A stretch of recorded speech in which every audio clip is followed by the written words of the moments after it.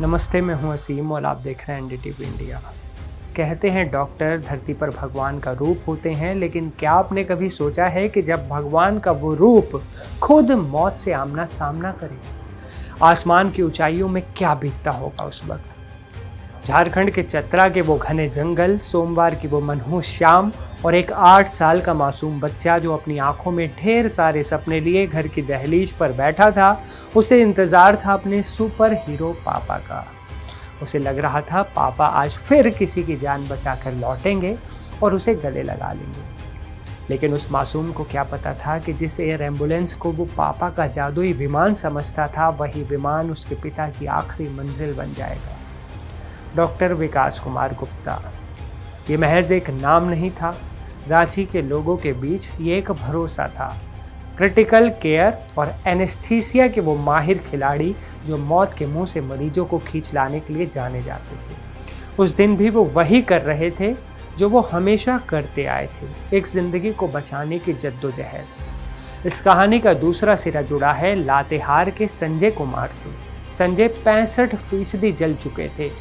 उनके पास वक्त कम था और उम्मीदें भी बहुत कम थी। रांची के डॉक्टर्स ने तय किया कि उन्हें दिल्ली ले जाना होगा और इस लाइफ सेविंग मिशन की कमान सौंपी गई डॉक्टर विकास को। रेडबर्ड एयरवेज का वो विमान जब रांची के रनवे से उड़ा तो अंदर 7 लोग थे।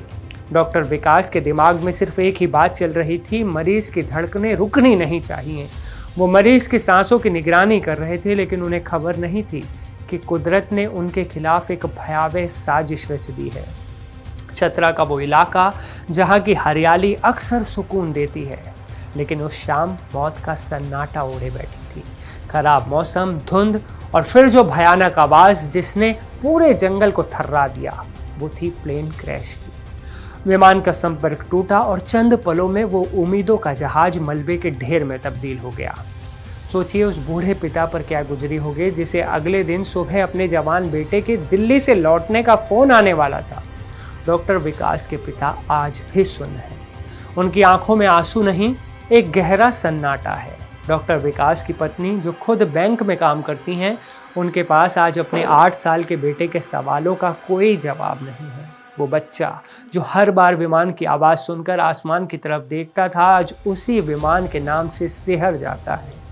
ये सिर्फ एक क्रैश नहीं है, ये उन 7 परिवारों की दुनिया का अंत है जो उस एम्बुलेंस पर सवार थे, एयर एम्बुलेंस पर।